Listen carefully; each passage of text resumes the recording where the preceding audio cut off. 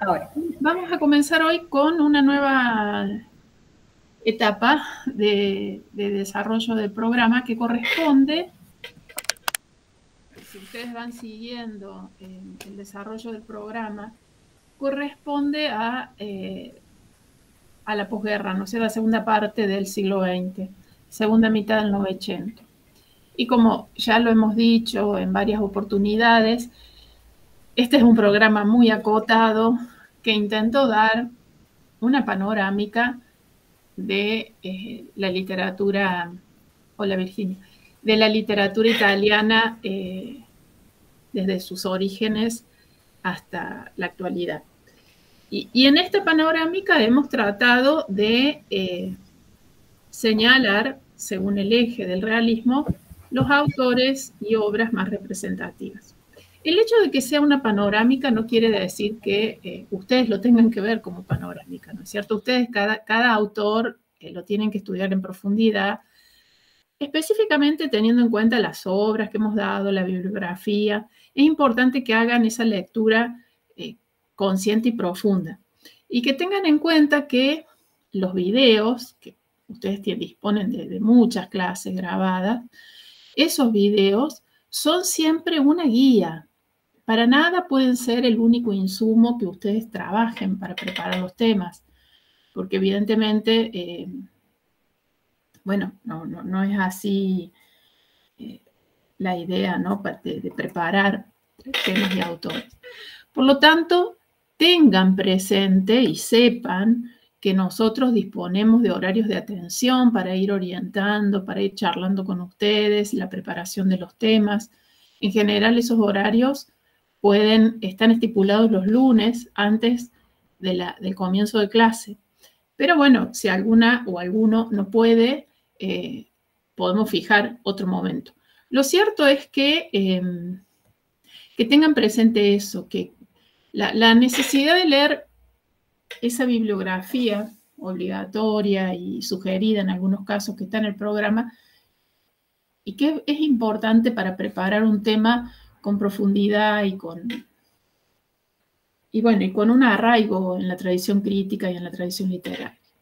Eso por un lado. Por otro lado, les decía entonces que iniciamos la última etapa del programa que corresponde a la literatura italiana de la posguerra, del segundo Novecento, y que va a estar destinada a tres escritores, a tres narradores. Así como en la primera mitad del siglo vimos tres poetas, vamos a dejar ahora la poesía de lado y vamos a ver a tres narradores fundamentales de la tradición. No son los más importantes, son solo algunos de los importantes. Italo Calvino, Natalia Ginsburg, hemos tomado a una narradora mujer, y Leonardo Sciascia. Cada uno de ellos representa un aspecto fundamental de esta narrativa, ¿no? Calvino tiene que ver o está vinculado con la reconstrucción, con el armado cultural de la República Italiana. Ya me voy a referir un poquito a eso. Cuando yo digo armado cultural, bueno, ahí hay una clave de lectura importante y ahí hay un punto que uno en el que hay que detenerse y hay que entender de qué se trata. No es solo una fórmula cuando yo digo armado cultural, ¿no? Eso se explaya y se inscribe en una serie de cuestiones y en una red de relaciones que le dan densidad a ese tema. Bueno, Natalia Ginsburg, al igual que Calvino, participa de este armado y a su vez, además, digamos, de estar comprometida en toda esa trayectoria y con toda esa operación cultural que llevan adelante, junto con Calvino y otros intelectuales, la Ginsburg es una escritora mujer, ¿no es cierto? Es la única que hemos puesto este año en el programa. Y es muy importante su narrativa, no solamente para poder encontrar en esta narrativa la impronta de la literatura en clave femenina, que como habrán visto, el programa, mejor dicho, la tradición literaria italiana ha sido siempre más generosa con las voces masculinas que con las femeninas. Pero bueno, entonces, la Ginsburg en ese sentido es un enclave importante y además, en la obra que nosotros hemos tomado, que es la obra más famosa de ella, el Léxico Familiar,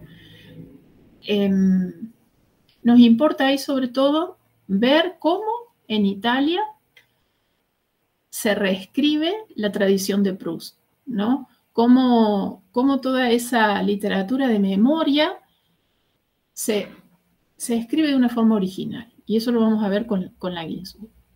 Y después, el tercer narrador es Leonardo Sciascia. Leonardo Sciascia, a diferencia de estos dos, ya no pertenece a la misma generación, no trabaja con estos dos primeros en Einaudi, que bueno, yo me voy a referir a esa editorial tan importante, sino que es un narrador que viene del sur. O sea, un representante de lo que nosotros podríamos llamar la literatura meridional. Y específicamente Leonardo Sciascia de la literatura de Sicilia. ¿Quién lo descubre o cómo surge, digamos, la literatura de Sciascia? Bueno, justamente en los años 50, en la publicación Vittorini, que dirige una colección de la editorial Einaudi, la colección I Gettoni, publica Los tíos de Sicilia, la novela de Sciascia que de alguna manera lo promueve y lo hace conocido dentro de los escritores italianos de esa época. Pero siempre una literatura de compromiso, muy vinculada con la tradición siciliana y con la específica realidad que supone esa tradición. Entonces, es importante ya, con esta brevísima introducción que acabo de hacer, que ustedes puedan tener en cuenta dos cuestiones ya. Primero, estamos hablando de posguerra. Hablar de posguerra en Italia no es un tema menor, porque yo no me voy a referir porque necesitaría muchas clases para eso, pero sí ustedes lo tienen que hacer leyendo la bibliografía y reconstruyendo, porque hablar de posguerra quiere decir salir del fascismo, ¿no? Todo lo que eso significa. Ustedes acuérdense que venimos de 20 años de fascismo.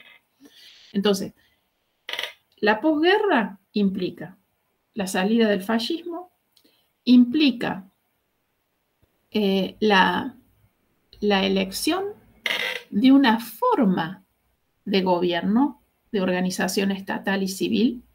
Italia, acuérdense, se había unificado tardíamente en el 61 bajo la forma del Reino de Italia, ¿no? Y después, en el 22, estamos ante la irrupción de un régimen nuevo, un régimen totalitario, que es el régimen fascista, que se hace al principio no asume Mussolini con estos plenos poderes, pero ya va perfilando como régimen totalitario y de hecho son 20 años, ¿no? Es derrocado en el 43. Entonces, el fin de la guerra, el fin de la Segunda Guerra Mundial, imagínense ustedes qué supone para la intelectualidad italiana, para los italianos en general, pero guiados por esta intelectualidad, por esta clase intelectual, decidir también de qué modo Italia se va a organizar civilmente para la nueva época. Y de hecho se hace un plebiscito y gana en ese plebiscito la forma republicana. Entonces Italia, después de la Segunda Guerra y luego de ese plebiscito, se organiza como Estado civil moderno bajo la forma de una república. Esto, yo no me quiero detener mucho en el contexto histórico, esto lo tienen que leer ustedes, pero simplemente estoy marcando los ejes que ustedes tienen que conocer. Esto significa para la clase intelectual un desafío enorme. ¿Y por qué? ¿Por qué les parece a ustedes que este puede ser una época de gran desafío?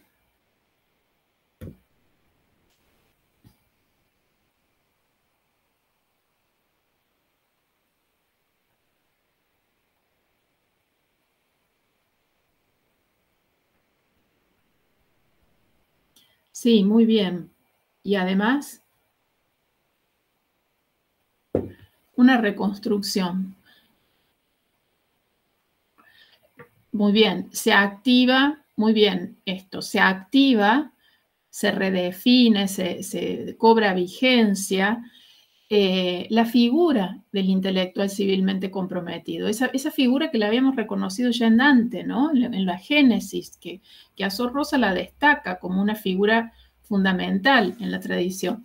Y además, ¿les parece que hay otra cosa que reconstruir, pensar, reformular en esta nueva etapa? Porque como dije recién, venimos de 20 años de fascismo, ¿no? Eso, sí, más que la idea de nación, la idea de república democrática, ¿no? Porque si Mussolini pudo estar 20 años en el gobierno y con aval del pueblo, quiere decir que esas mentalidades, de alguna manera, albergaron la posibilidad de un régimen totalitario.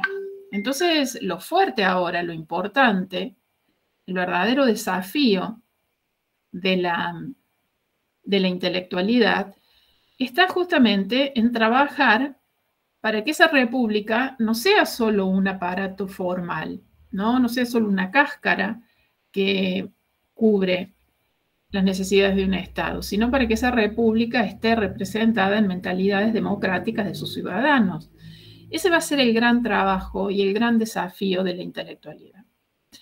En este proceso, como está explicado también en otro de los videos que ustedes ya van a ver, por eso no me voy a detener demasiado en esto, pero ustedes sí lo tienen que conocer, está todo el tema de la guerra de la resistencia, ¿no?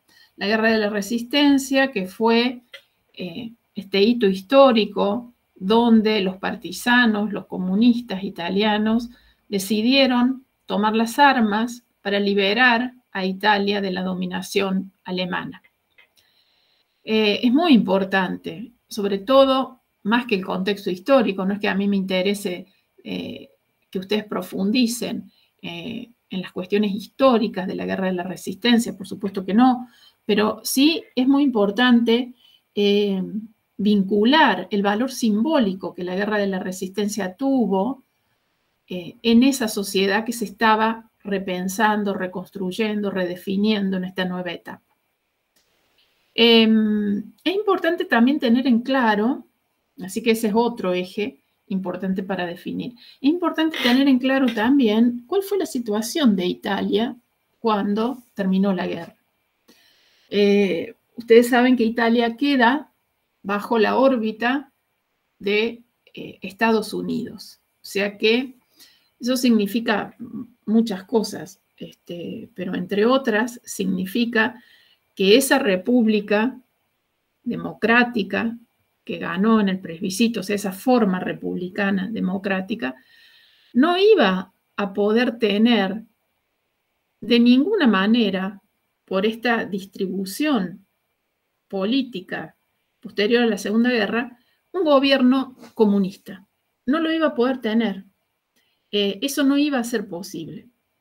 Entonces se produce en Italia una suerte de alianza, una suerte de división y también de pacto político-cultural entre los dos partidos más fuertes en los que se organizaba la sociedad italiana a la salida de la guerra, que son, por un lado, el Partido Comunista y por otro lado, la democracia cristiana.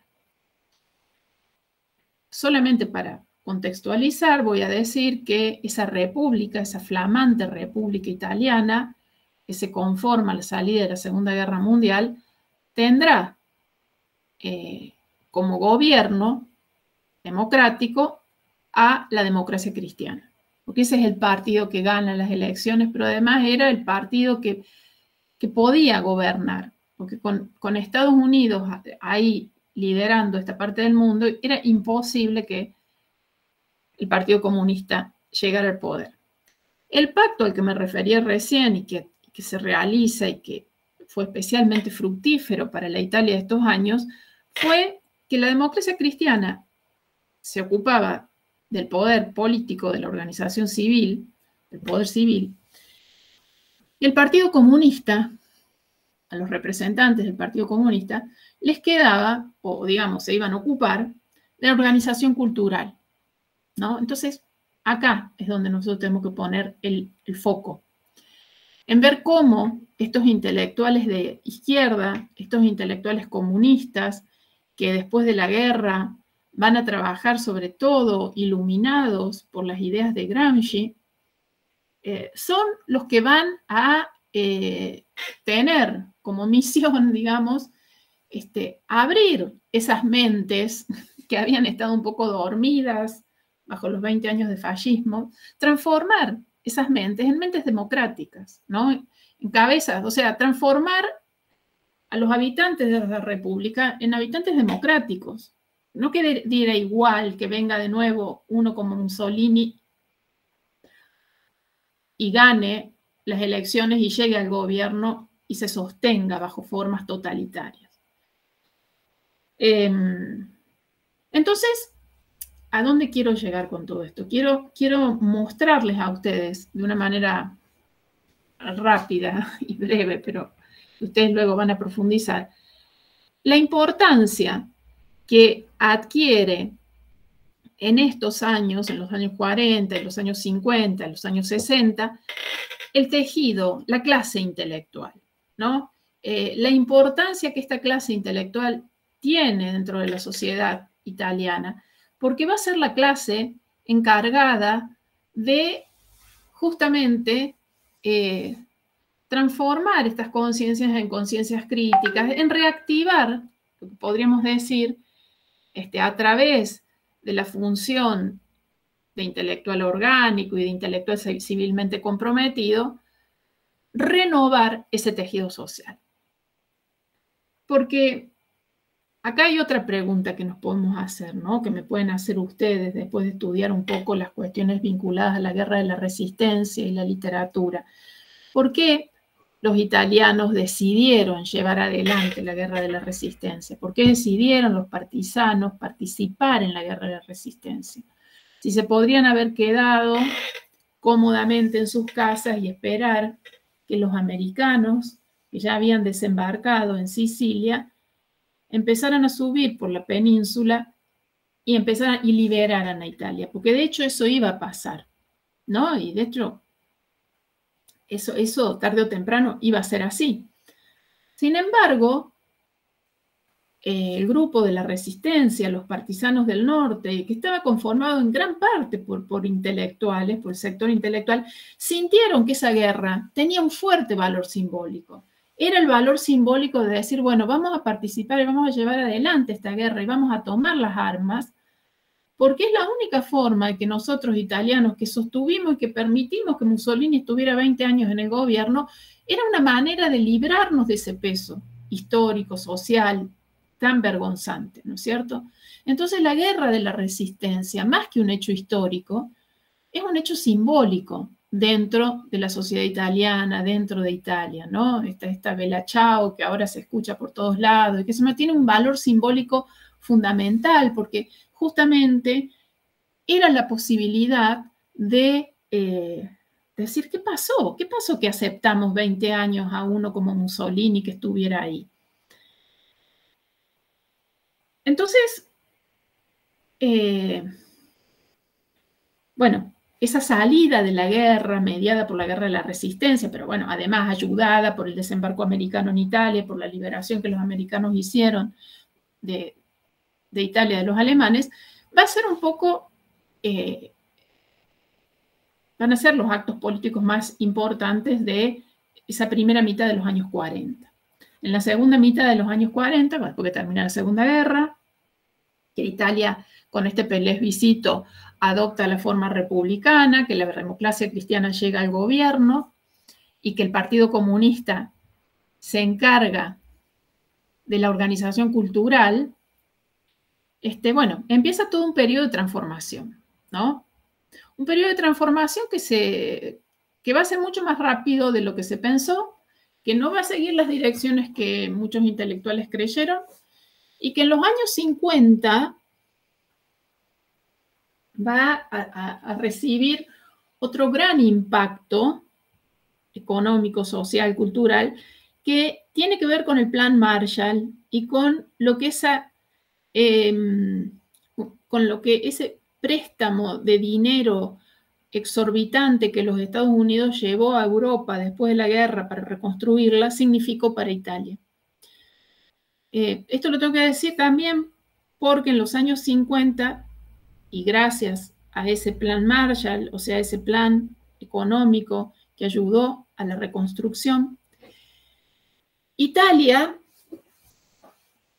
vive lo que Pasolini llamó una revolución antropológica, ¿no? En poquísimo tiempo, en menos de 10 años, mucho menos de 10 años, Italia pasa de ser una sociedad de tipo rural a una sociedad industrial, pero con toda, ¿no? A una sociedad industrial con gran pujanza. Y eso, que en otros países de Europa fue un proceso más lento, que se hizo a lo largo de décadas, qué sé yo, si ustedes piensan en Francia, en la transformación de París, en la segunda mitad del XIX, en lo que Baudelaire de alguna manera presenta en Las Flores del Mal, y bueno, y llegan a la Segunda Guerra Mundial, van a ver que ahí hay todo un tiempo largo que ayudó a que el hombre se fuera adaptando a esa transformación. Acá eso no ocurre, eso ocurre rápidamente. Les diría en menos de una década. Italia deja de ser una sociedad rural, apegada a las tradiciones, una sociedad, qué sé yo, lingüísticamente de base dialectal, muy vinculada a un folclore específico propio de cada región, y se uniforma. Pasolini utiliza el término se homologa, como que toda Italia adquiere un comportamiento, una forma de ser, un hábitus que está marcado por las formas del capitalismo, ¿no? De este capitalismo que se impuso como un manto pesado, así con este plan Marshall, que transformó los modos de vida y que los homologó, ¿no? Los hizo más o menos iguales. Entonces, este va a ser también otro fenómeno, ya no político-social, económico, que va a tener gran impacto en la literatura y que va a tener gran impacto en los intelectuales. Sobre todo, bueno, Calvino. En Calvino va a tener un impacto decisivo. Porque de pronto también ese futuro que se previó a finales de los años 40, que previeron los intelectuales, ese plan de transformación cultural que se pensó hacer a través del aparato cultural, de pronto se vio absorbido por la fuerza de la historia y por la fuerza del aparato económico que todo lo devora, ¿no? Y entonces ese pacto que hizo la democracia cristiana con el Partido Comunista en un primer momento, diciendo, bueno, ustedes se ocupan de esto, nosotros nos ocupamos del aparato cultural. ¿Qué quiere decir ocuparse del aparato cultural? Quiere decir, nos ocupamos de las editoriales, de los libros de la escuela, de ver qué se va a publicar, o sea, qué va a leer esta gente, qué van a leer los italianos, qué autores van a entrar, qué cosas se van a estudiar en la escuela, cómo va a ser la terza página, o sea, la página del periódico que va a publicar también elementos, temas literarios. Bueno, en fin, toda este aparato cultural que ayuda a la construcción del tejido civil, sí, ese pacto, les decía, duró hasta la mitad de los 50. Después de la mitad de los 50 ya se desconocieron, ¿no? El Partido Comunista y la Democracia Cristiana se desconocieron, cambiaron los cuadros, se renovaron las generaciones y las cosas ya no fueron iguales. Y ya no se pudo hacer, sobre todo porque la historia tomó un ritmo, el ritmo del capital, que es un ritmo alienante, progresivo, que no se puede controlar. Y bueno, y podríamos decir, ese periodo de sueño, pero no estoy usando la palabra sueño en un sentido ingenuo, ese periodo de confianza en la construcción de un futuro que tuvieron los intelectuales a finales de los 40, primeros años de los 50, se deshace. se deshace bueno, y la cosa se complejiza. ¿Hay alguna pregunta aquí? ¿Alguna duda? ¿Alguna cosa que ustedes necesiten que yo aclare más o que no les quede claro a ustedes? ¿Sigo? Sigo adelante. Bien. Sí, ya me voy a referir a Calvino, Alfonsín especialmente, y voy a hacer como foco en él, lo voy a usar como trayecto para mostrar todo esto. Antes quiero decir algo más. Quiero decir, en este panorama de transformación y de cambio, sí, la cuestión de la lengua también es, bueno, la cuestión de la lengua también es muy importante, porque en este proceso de homologación y en este proceso de construcción republicana, ustedes piensen que constituye el momento,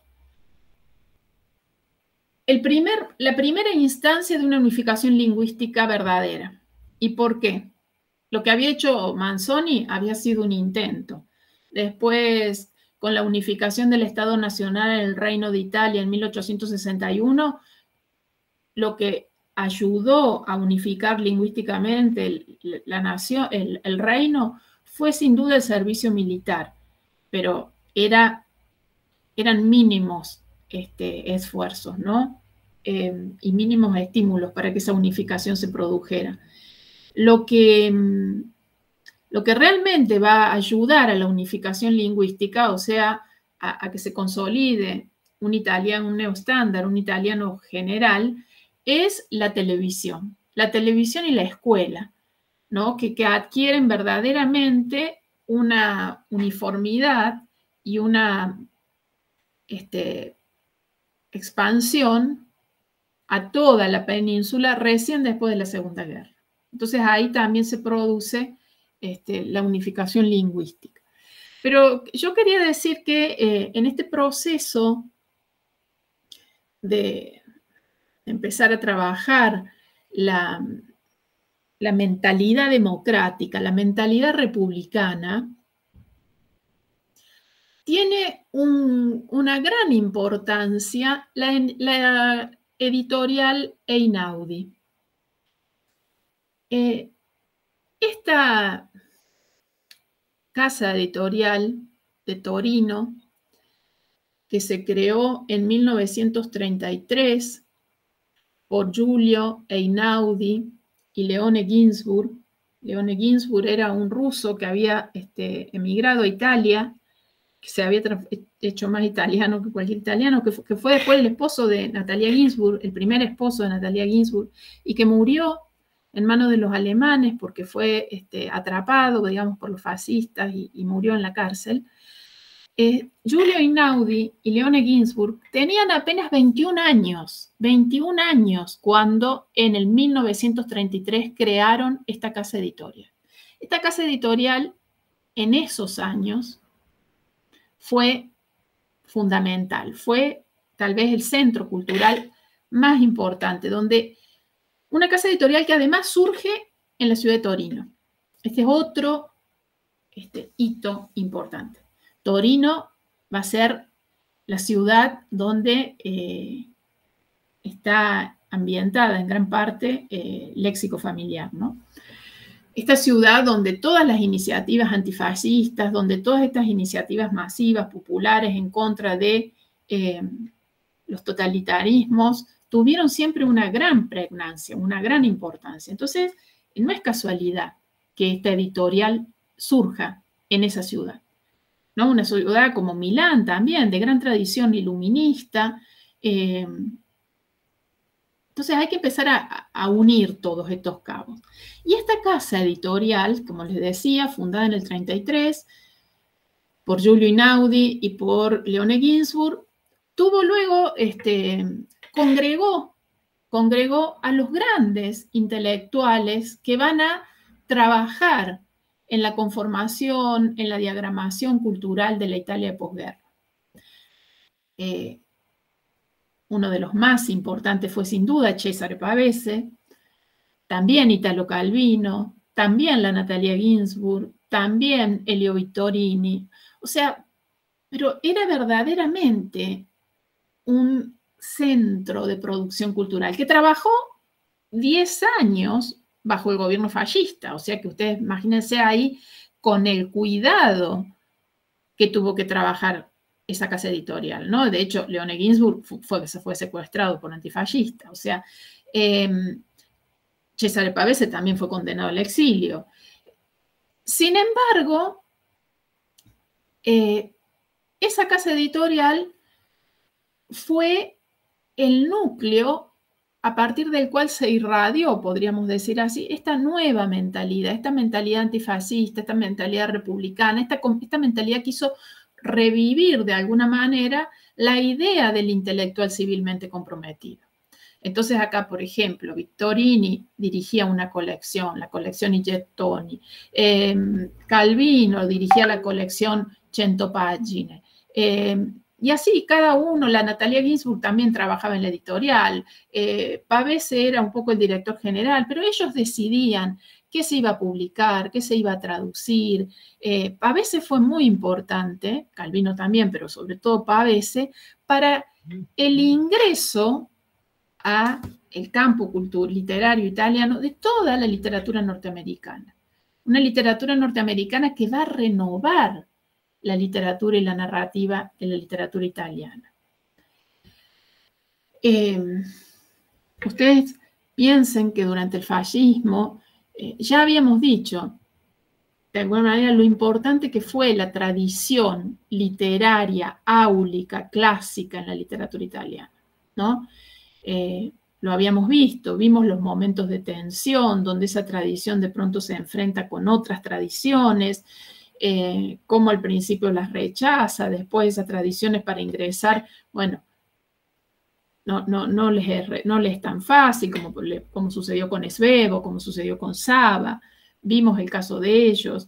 Bueno, y ahora vemos, ¿no?, a un Pavese que dice, bueno, tenemos que traducir a los norteamericanos, tenemos que traducir a los norteamericanos porque los norteamericanos le van a dar a esta literatura una vida nueva, una savia renovadora. ¿Qué les parece a ustedes? ¿Qué puede haber incorporado? ¿Por qué puede haber sido importante la literatura americana de esos años? ¿Qué leyeron ustedes o qué les parece? ¿Cuál es la idea de literatura americana que tienen? Que puedan ustedes entender que puede ser realmente renovadora para una literatura tan clásica como fue la literatura italiana. ¿Qué elementos de la literatura norteamericana ingresan aquí y renuevan? Bueno, sin duda, uno de los elementos fundamentales va a ser esta nueva forma de construir, de ver y de pensar el paisaje, ¿no? Y Pavese en eso nos lo va a mostrar, con esa nueva idea, con ese nuevo paisaje que construye en sus novelas, ¿no? Con estas colinas, con esta idea del mito, pero además también los narradores, cómo los narradores actualizan su voz a partir de la lectura de la narrativa norteamericana. En fin, la narrativa norteamericana aporta unos aires de renovación que tenemos que tener claros cuáles son para ver cómo llegan a la literatura italiana. Bien, les decía entonces que Einaudi fue fundamental, ¿no? Porque ya fue como el centro que congregó antes de los años 30, ¿no? Incluso Pavese ya en el 36 escribe un libro de poemas que se llama Trabajar cansa, que ya es un claro rechazo, una clara manifestación que va en contra del hermetismo, o sea, nos propone una poesía más vinculada a la prosa, más vinculada al relato, con versos largos, con una épica que uno reconoce ahí, una poesía donde la mirada de la naturaleza también es diferente, se renueva, donde el viaje adquiere otro significado. En fin, una literatura que empieza a renovarse a partir de la apertura hacia otras literaturas. Y en este caso, las nuevas literaturas que posibilitan esa renovación, bueno, son fundamentalmente la literatura americana, la literatura norteamericana. En este panorama, que yo he tratado de sintetizar de una manera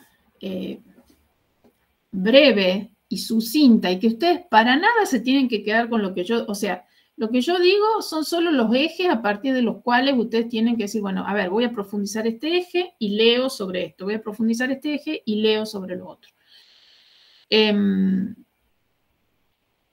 Eso es muy importante, porque, y lo digo porque en los parciales que estuve leyendo he visto como que mis frases estaban en las respuestas.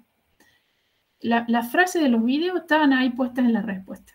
Y no es así la idea. La idea es que ustedes elaboren sus propias frases a partir de las orientaciones que nosotros les damos, pero la bibliografía que también hay que leer.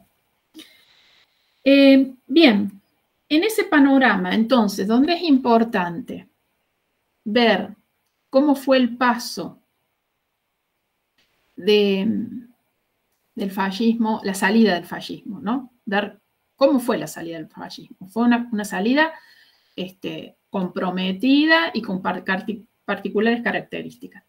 En esta salida del fascismo, finales de la Segunda Guerra, esta situación político-social que se da en Italia tan particular, donde gobierna la democracia cristiana y el Partido Comunista trabaja en el armado del aparato cultural. Un Partido Comunista que siente la necesidad, el desafío, la obligación de llevar adelante un programa de renovación cultural para poder redimirse de alguna manera y poder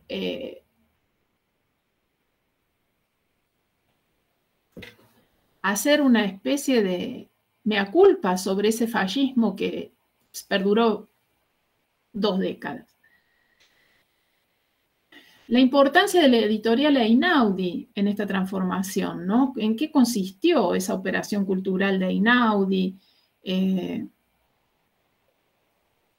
Que básicamente lo que intentó hacer esta editorial fue la producción de una gran cantidad de libros a un precio económico, libros que a su vez no solo mostraran la nueva narrativa italiana, sino también mostraran una literatura extranjera distinta, renovada, que hasta ahora no había entrado a Italia, que empezó a ser traducida por los italianos, ¿no? Libros de calidad a un precio bajo.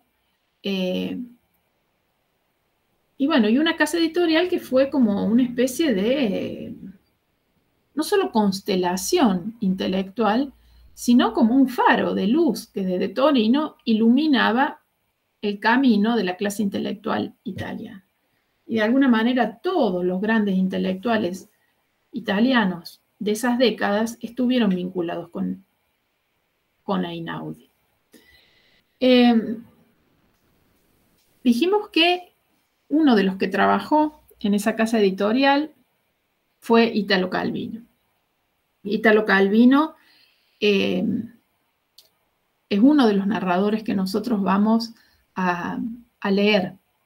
De Italo Calvino vamos a leer, bueno, que nació en el 1923, murió en 1985. Calvino recorre gran parte del siglo, como ustedes ven. Participa de los sucesos y los acontecimientos más importantes de la Italia del siglo XX. Fue sin duda uno de los intelectuales más prestigiosos del siglo XX, y sobre todo en la segunda mitad del siglo XX, ¿no? Proyectado en la segunda mitad del siglo XX. Aunque nazca en el 23, pero bueno, estudió, se formó en la primera parte del Novecento, pero su acción cultural se proyecta en la segunda mitad. Yo no me voy a detener en marcar las distintas etapas de la vida de Calvino, que son etapas de vida que uno las ve también en la obra. por eso lo digo así, ¿no? Etapas de vida que en alguna medida van marcando crisis. Calvino es un escritor cuya vida está marcada por constantes crisis y redefiniciones. Entonces, esto es importante verlo, no ver la biografía como una mera acumulación de hechos, ¿no? Porque no nos interesa eso.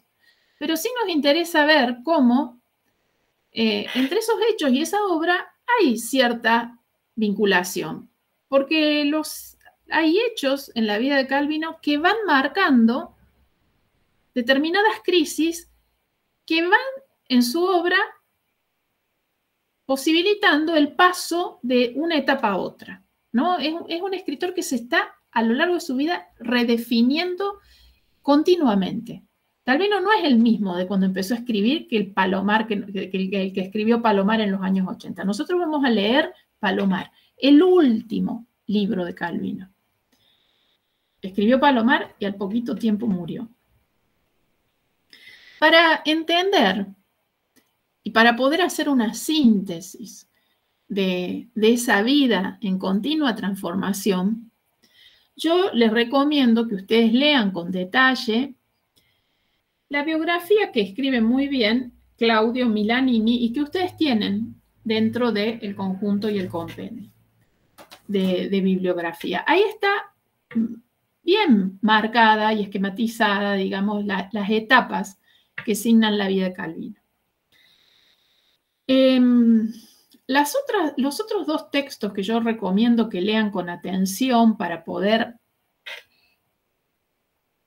entender y hacer una lectura crítica y personal de Palomar son, por un lado, El ojo de Calvino, el libro de crítica de Belpoliti, que también lo tienen en la bibliografía.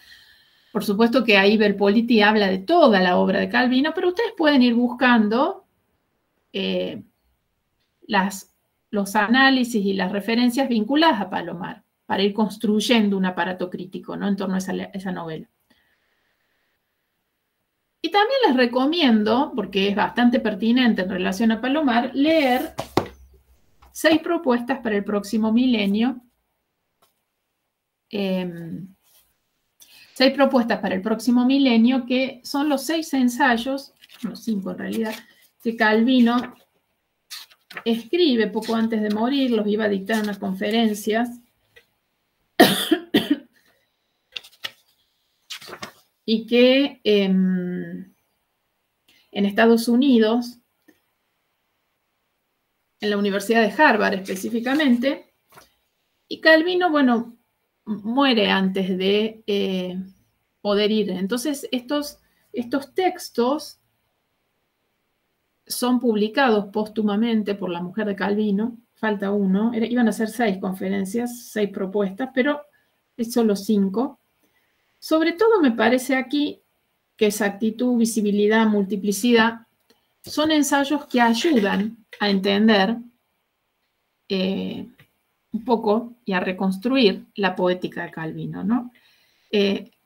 Porque la idea es que nosotros pensemos en ese personaje, Palomar, que fíjense ustedes, lleva el nombre de un observatorio y que se conecta con el mundo a través del ojo, ¿no? Por eso el ojo de Calvino, este título que Belpoliti le da a su libro de crítica sobre Calvino. Calvino es un escritor eminentemente visual, un escritor que registra el mundo a través de la mirada. Bien, entonces, no quiero detenerme demasiado en las etapas previas, simplemente quiero decir que Calvino comienza en una primera etapa en los años 40, del 46 al 50, una etapa que nosotros podríamos definir como neorrealista, ¿no? El Sendero de los Nidos de Araña, por último El Cuervo, son 2 obras eminentemente neorrealistas. Ya en el 49, Calvino sufre una primera crisis. Tiene que ver incluso con... Es una crisis político-estética, podríamos decir, ¿no? Tiene que ver con ciertas cosas que Calvino empezó a advertir en su época en relación al Partido Comunista, en relación a cómo ese Partido Comunista empezó a bajar líneas sobre los intelectuales y de alguna manera iba orientando aspectos de la creación estética. Entonces ese neorrealismo que siguió a la Segunda Guerra fue original y auténtico tal vez en esos primeros 5 años, o sea, en la segunda mitad de la década del 40. Del 50 al 56, y digo el 56, 55, en Italia, dentro de la literatura, predomina la hegemonía del realismo, pero es un realismo que en muchos casos está fuertemente influenciado por la preceptiva del PCI. Entonces ya ahí Victorini y Calvino tuvieron problemas, ¿no? O sea, marcaron una distancia, sobre todo una distancia que tenía que ver en pensar que el arte es independiente a toda preceptiva de partido, que de ninguna manera el arte puede trabajar según los lineamientos que, en este caso, el PCI, Partido Comunista Italiano, bajara a sus intelectuales. Entonces comienzan como a alejarse, ¿no? Bueno, no voy a entrar en esos detalles porque me voy de tema, pero Victorini tiene problemas con el Politécnico, Calvino deja de lado el realismo y empieza ahora ya una segunda etapa creativa que podríamos decir que tiene que ver con la escritura de fábulas. Los años 50 son para Calvino sobre todo los años en los que Calvino compone la trilogía Nuestros Antepasados. Y opta por un estilo literario más vinculado a la fábula, a la literatura fantástica, pero que sin embargo, no por eso, no porque sea fantástica, era una literatura desvinculada de la realidad social. Calvino estuvo siempre, aún bajo las fórmulas de la fábula, de la literatura, en cierto modo fantástica, como dije recién, siempre muy apegado a la realidad, ¿no? Y siempre habló de esa realidad. El otro momento de gran crisis para Calvino ocurre, podríamos decir, en el 56, cuando se produce la invasión a Hungría. El Partido Comunista invade Hungría y eso significó que gran parte de los intelectuales europeos, pero bueno, en el caso de los italianos, y hablando de Calvino, decidieran desafiliarse. Entonces, podríamos decir que a partir de entonces, del 56, Calvino siempre comprometido con la realidad de su tiempo, siempre llevando adelante las motivaciones propias de un intelectual civilmente comprometido. Además, intelectuales que, esto no lo dije al principio, pero que se movían también porque fue muy importante, y esto lo posibilitó Einaudi, la traducción y la publicación de los cuadernos de la cárcel de Gramsci. Gramsci, que había muerto también en prisión, bueno, se publica la obra de Gramsci por Einaudi después de que termina la guerra, ¿no? Y que cae el fascismo. Esta obra es también muy importante para orientar el accionar cultural de este grupo. Pero ¿se acuerdan cuando les dije recién que en los años 50 la realidad comienza a complejizarse? Ya ese pacto entre la democracia cristiana y el Partido Comunista ya no puede ser llevado adelante. La realidad empieza a adquirir una complejidad y los intelectuales sienten que esa complejidad no es tan fácil de gestionar ni de manejar, ¿no? Calvino termina haciendo algo que a lo mejor jamás nunca había pensado, desafiliarse del Partido Comunista. Calvino, que había sido un comunista confeso, que había participado en la Guerra de la Resistencia, de pronto, ante la invasión de Hungría, siente la necesidad de tomar distancia de ese partido. Y la cosa no termina ahí.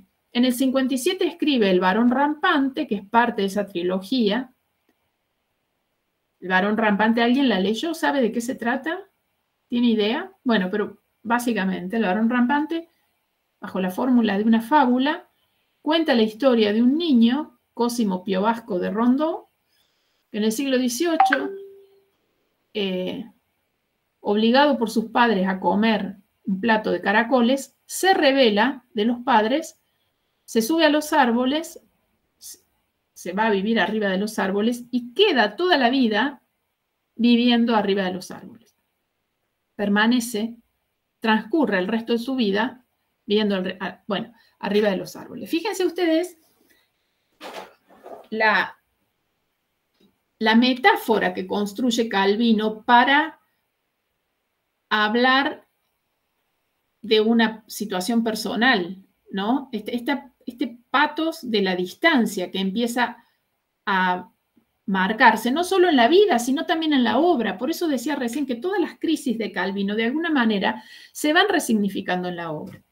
Entonces, a partir del 57, que él escribe El varón rampante,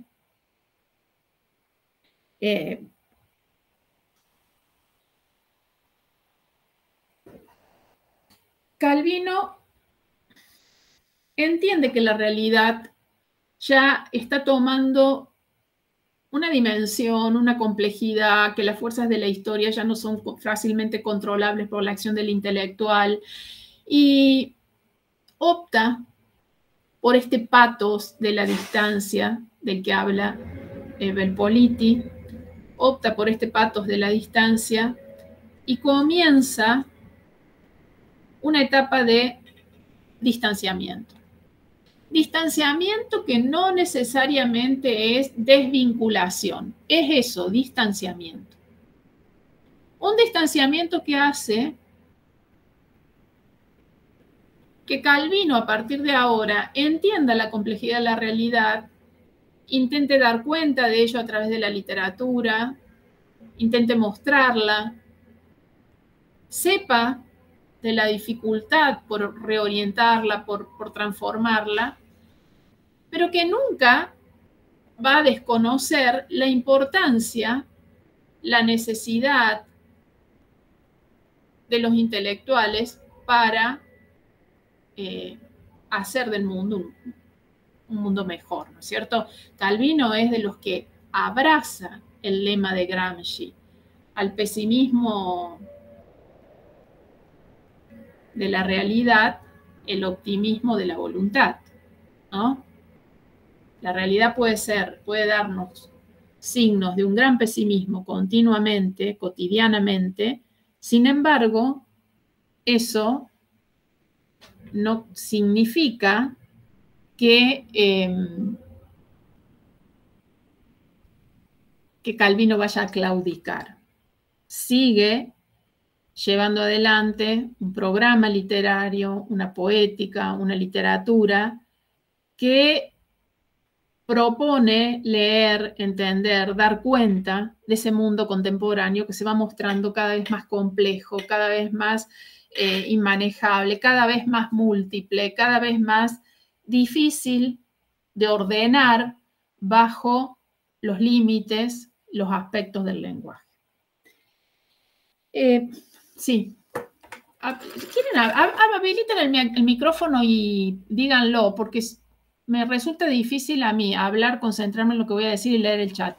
Así que no hay problema si me interrumpen. Sí. No, perdón, yo había preguntado nomás la biografía y justo Viviana contestó, el autor es Milanini, en el drive de la cátedra. Ah, bueno, porque ahí lo descargué, no estaba en el listado de la web, de la biografía, del cronograma de esta semana, por eso no lo encontraba. Está todo en el drive de la cátedra. No sé en el listado, pero en el drive está todo. Ah, bueno, no, en el listado no estaba y en el drive. ¿Otra pregunta? No. Ese libro, eso ya está. ¿Hay alguna otra pregunta? que alguien quiera hacer. Bueno, entonces, yo tengo que llegar a los años 80, ¿no? Que es el Profe, contexto. ¿no vamos a ver a Gramsci este año? No está en el programa. No hay lugar. No hay tiempo. No, Gramsci habría que hacer un seminario, qué sé yo. No, simplemente me he referido a Gramsci a través de la célebre frase y diciendo que la publicación de los cuadernos de la cárcel por Einaudi, después de la caída del fascismo, fue fundamental para orientar la praxis de todos estos intelectuales, ¿no? Civilmente comprometidos.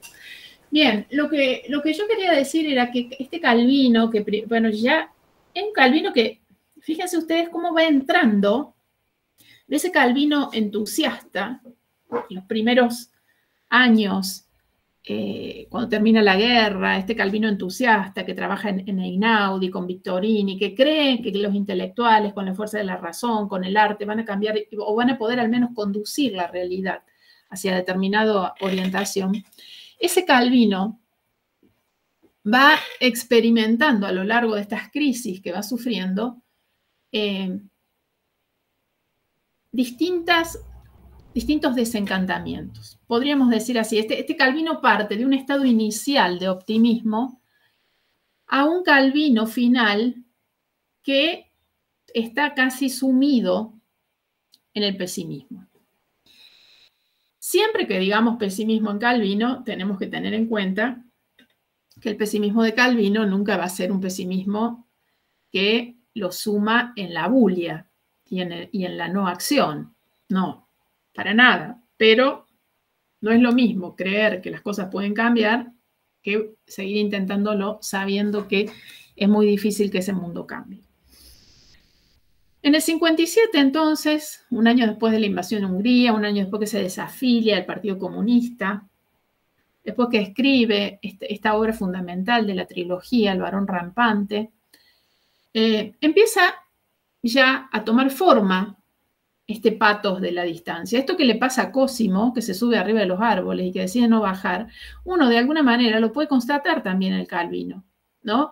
Porque en alguna medida los personajes de la obra de Calvino, ya sea Pym en las primeras obras, o Cosimo ahora, representan de alguna manera aspectos del propio Calvino. Hay algo de autobiográfico. Uno puede hacer un recorrido del propio Calvino en cada uno de estos personajes, ¿no?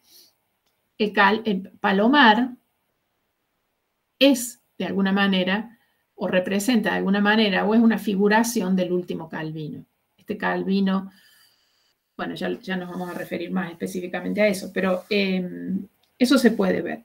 Bueno, después de los años 50, específicamente hacia el 64, 65, no recuerdo bien, pero en esos años, Calvino se traslada a París.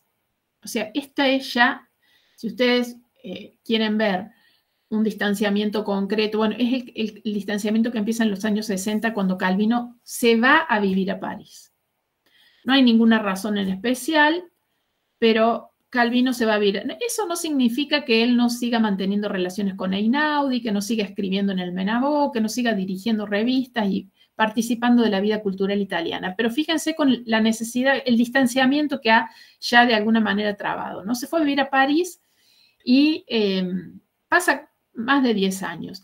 ¿Por qué es importante? ¿Por qué menciono esto? La vinculación de Calvino con la tradición francesa es muy importante.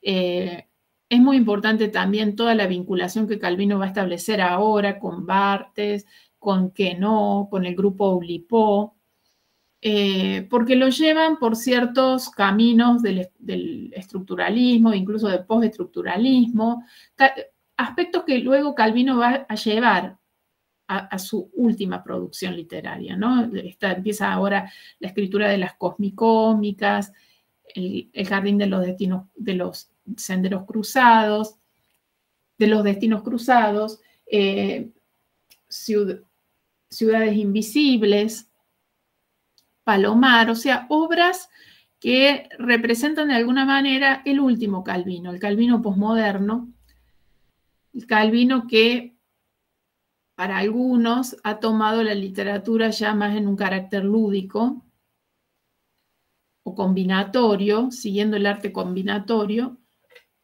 pero que, como dije al principio, para nada alejado, un Calvino alejado de la realidad o un Calvino que descrea de la acción del intelectual, ¿no?, sobre esa realidad. Podríamos sí decir que a lo mejor las preocupaciones de Calvino de esta fase ya no son preocupaciones que tengan que ver con aspectos de la política inmediata, sino preocupaciones que abordan cuestiones ya más filosóficas y concretamente tengan que ver con cuestiones que hagan al lenguaje y a las posibilidades que el lenguaje tiene o que el lenguaje otorga para representar o dar cuenta de esa realidad que es cada vez más compleja y cada vez más inabordable.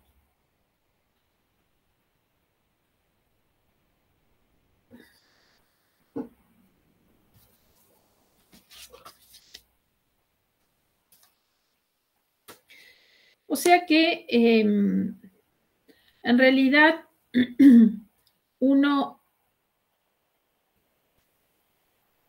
debe considerar a Calvino siempre como un escritor político, un escritor moral, o sea, ¿por qué? Porque siempre intenta a partir de la literatura orientar la realidad.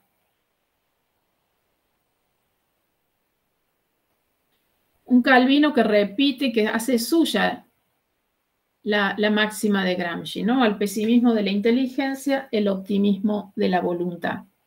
Entonces, un Calvino que piensa que la literatura es la herramienta que tiene o de la que dispone para acceder a esa realidad, entenderla, comprenderla y en todo caso intentar cambiarla. Estoy dejando de lado toda la producción literaria de Calvino desde que inició hasta que llegó a Palomar, porque bueno, no puedo hablar de eso. Cuando ustedes lean la bibliografía van a ir teniendo una idea ahí de todo este pasaje de obra a obra, pero no lo puedo hacer ahora porque además entraría en una descripción que me parece que no es relevante. Más vale después ustedes reconstruyen ese itinerario tratando de ver los aspectos fundamentales, porque acá lo que importa no es recordar la cantidad de obras que escribió Calvino, no me importa ese dato enciclopédico, sí me importa que ustedes vean cómo en esa cantidad de obras se van dando como resignificaciones, se van dando como reformulaciones y cambios de poética. Palomar, decía recién, es un texto del 83, o sea, uno de los últimos textos. Pues la mujer de Calvino se encargó de publicar muchísima producción de Calvino después muerto, o sea que hay mucha producción de Calvino póstuma. Pero esta es una obra que él escribió antes de morir. Él murió en el 85, 2 años antes de morir. Y es un texto que bajo un formato bastante innovador para la época, bueno, intenta hacer una novela, ¿no? Un texto que está conformado por 27 textos, 27, no se llaman capítulos, sino se llaman justamente textos, que dan cuenta de un modo de mirar. Palomar puede ser definido como un libro en el que Calvino nos ofrece un modo de mirar. A mí me parece que, para aquel que le interese, porque este ya es un tema que ustedes pueden preparar para los promocionales en coloquios, sino también para un examen, sería muy interesante aquí ver la vinculación que Calvino establece con Francis Ponge, ¿no? Un poeta francés, un poeta francés de los años 40 que escribió De parte de las cosas, estos poemas en prosa que son como un ejercicio de descripción, un ejercicio, o sea, poemas visuales, eminentemente visuales. Y Ponge fue un poeta que cautivó la mirada de Calvino, ¿no? Porque en uno de los textos, Calvino tiene una colección de ensayos que se llama ¿Por qué leer a los clásicos?, que uno lo puede tomar como una suerte de, como las lecturas de Calvino, ¿no? De alguna manera Calvino inscribe en ese texto su pequeño canon. Y ahí el texto dedicado a Ponge, sí. Ese texto está en el Drive, Silvia. También, bien, ¿por qué leer a Ponge? Es un texto interesante porque Calvino ve en Ponge lo que él intenta hacer en Palomar. Y dice, en los poemas de Ponge, uno advierte que el poeta lucha con el lenguaje y el lenguaje es como si fuera una especie de sábana ajustable que el poeta intenta poner sobre la realidad, ¿no? Entonces, esos poemas son esa batalla que el poeta entabla con el lenguaje para tratar de que ese lenguaje le dé la posibilidad de representar la realidad. No sé si Ponge busca exactamente hacer eso. Sí sé que esa es una preocupación de Calvino y que de alguna manera él la ve en este poeta francés. Y es importante esta reflexión que él hace sobre los textos de Ponge para poder entender sus operaciones de escritura en Palomar, ¿no? Cuando Palomar mira una ola, o cuando Palomar mira la luna, o cuando Palomar reflexiona sobre un acontecimiento cultural. Ver cómo esa realidad múltiple, y acá ingresa también esta categoría fundamental para Calvino, la multiplicidad, ¿no? Que lo hace verdaderamente un escritor contemporáneo. Calvino es un escritor contemporáneo, donde es consciente de la multiplicidad de la realidad nuestra, cómo la realidad es una realidad múltiple, cómo el lenguaje se queda corto para dar cuenta de esa multiplicidad y cómo Palomar, a pesar de todas esas limitaciones, de ser un personaje miope, de ser un personaje que casi no habla, de ser un personaje taciturno, intenta, por todos los modos posibles, de dar cuenta en cada uno de los pequeños textos que componen la obra de las partes múltiples que componen ese mundo complejo e inabordable. Palomar, él explica, cuando ustedes lean la obra, lo van a entender fácilmente, le explica por qué se llama Palomar la obra, de dónde viene este proyecto, cómo este proyecto en realidad respondía a otra idea original, pero que después es modificado. Está como formado entonces por estos 27 textos que podrían perfectamente presentarse como textos independientes, pero que sin embargo el autor intenta uniformar bajo una forma, bajo una estructura externa que los contiene. Palomar es un hombre que mira, y en ese sentido podríamos decir o reconocer en este personaje un aspecto de Calvino. Calvino, decíamos, es un escritor visual. Es un escritor que se conecta con el mundo a través de la visión. Y en este caso en particular, en el caso de Palomar, su intención es esa, justamente, la descripción del mundo.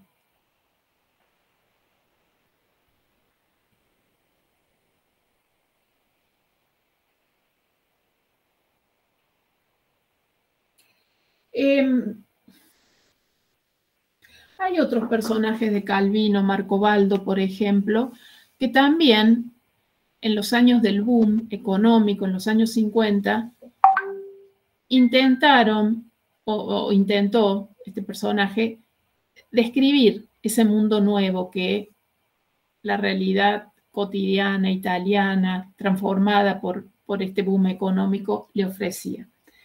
Y daba en ese texto, este personaje, Marcobaldo, una mirada extrañada, pero ingenua, y en cierto modo popular de esa nueva realidad que se estaba transformando vertiginosamente. La situación con Palomar es diferente. Si bien son personajes que podrían vincularse, que podrían relacionarse, Palomar es ya un personaje intelectualmente más complejo. Y digo intelectualmente más complejo porque es un personaje que sabe de la imposibilidad de encontrar un orden en ese mundo múltiple, en ese mundo plural, en ese mundo que se abre en una multiplicidad de objetos, en una multiplicidad de construcciones culturales, en una multiplicidad de significados, en un mundo que tampoco puede ser representado totalmente por un lenguaje que incluso se torna insuficiente, gastado.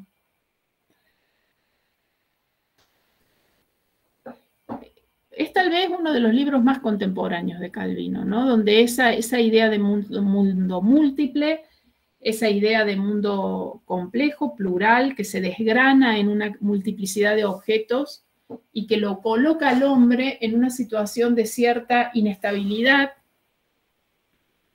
ante las cosas. Bueno, es en el texto tal vez donde mejor se vea eso.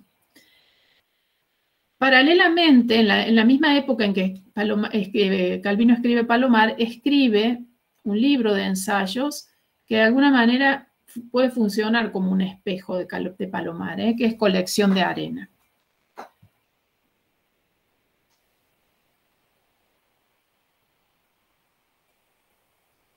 En ambos textos uno advierte cómo el objetivo que de alguna manera orientó la práctica de Calvino toda la vida, que fue buscar una coherencia en un mundo que cambia continuamente y que de alguna manera eso marca la responsabilidad moral, la responsabilidad, sí, moral, civil de este escritor, se desarma, ¿no? Esa búsqueda de coherencia, más que desarmarse, se torna imposible.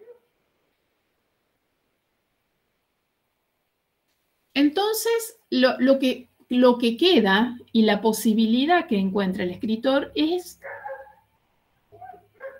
dar cuenta de esa relación ojo-mente a través de estos breves textos, que son textos de una fuerte vocación cognoscitiva, que dan cuenta de la ética de una escritura, pero que son también metáforas del mundo, textos que funcionan como mapas de un mundo laberíntico, inabordable, de un mundo que no puede ser ordenado mediante la palabra, o que hasta ahí, o puede ordenarse hasta ahí, ¿no es cierto? Con esta posibilidad, este es el único intento posible. Y ustedes van a ver cuando lo lean, cuando experimenten la lectura y cuando vuelvan a este texto, cómo es un texto donde es imposible encontrar un centro, ¿no?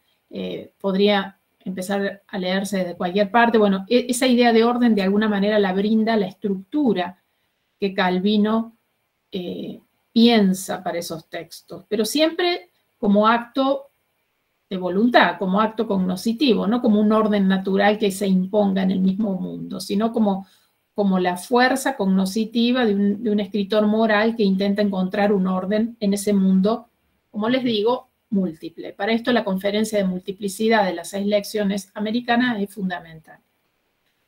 Entonces, escritor visual, Calvino, Palomar, no es casualidad que sea un personaje miope, o sea, que tenga problemas con la visión,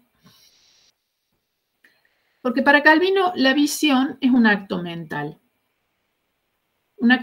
que posibilita o que inicia el acto cognoscitivo. Todo acto cognoscitivo comienza con el acto del mirar.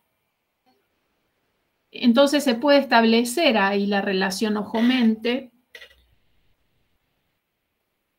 que es el modo de conocimiento con el cual Calvino aborda el mundo. Ese mundo que ha sido ordenado según la estructura que Calvino otorga a la obra a partir de 3 experiencias. La experiencia visual, que corresponde a la primera parte, la experiencia antropológica, que corresponde a la segunda, y la experiencia especulativa, que corresponde a la tercera.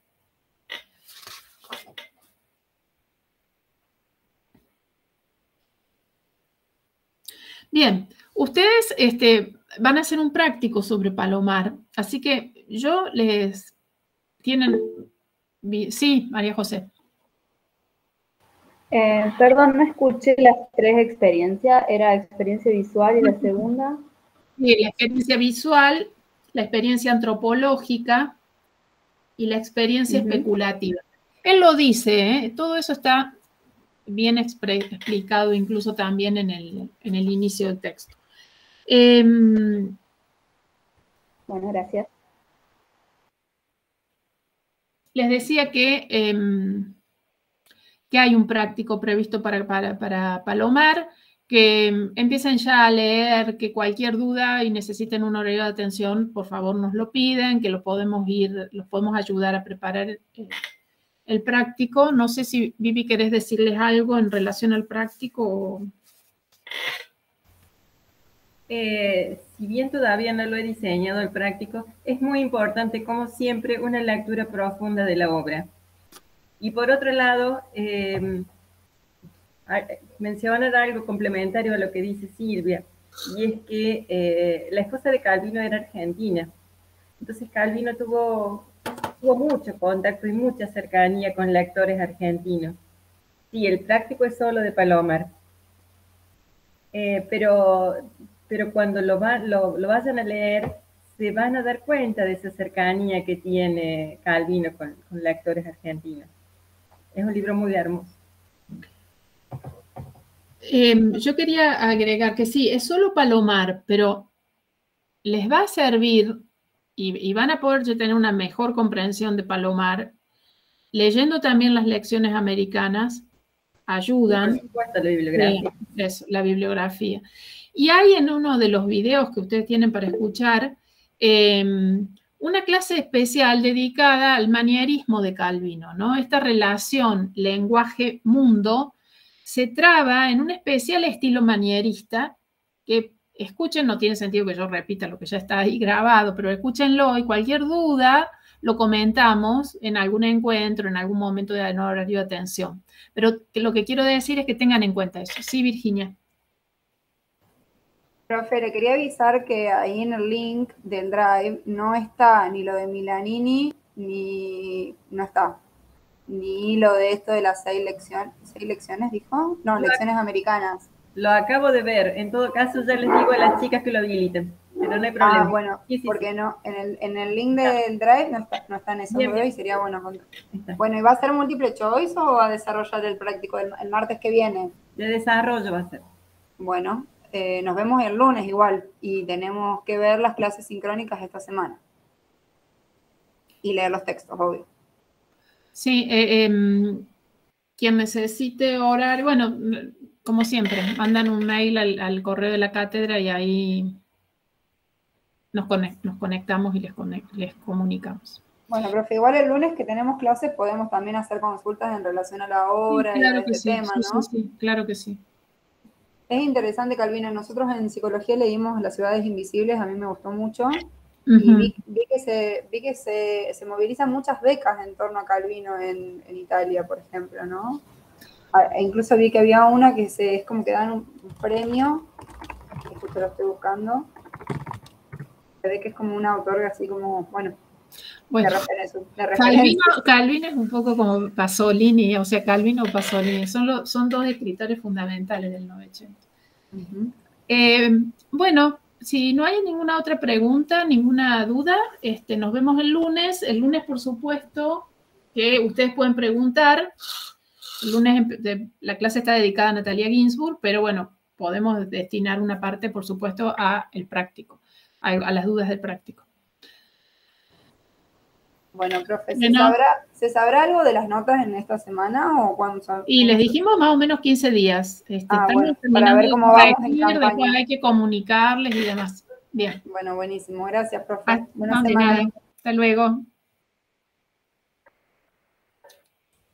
Gracias, profes. Hasta luego. De nada. Hasta luego.